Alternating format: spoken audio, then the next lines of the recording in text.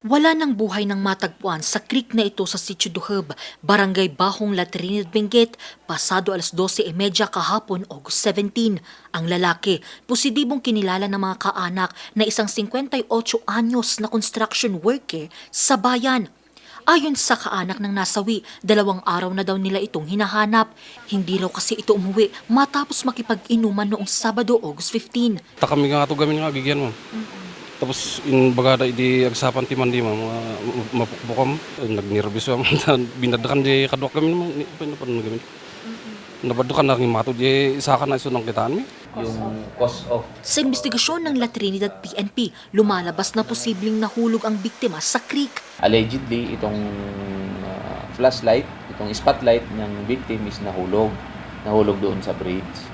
So nagpa siya siyang balikan at sabi nung kasama niya na sige, balikan mo na lang, didiretso na ako at mas malayo yung shanty ko sa'yo. So binalikan nung victim natin, and doon na siya last na nakita. It's either tinangay siya kasi during that time malakas yung ulan nung Saturday night.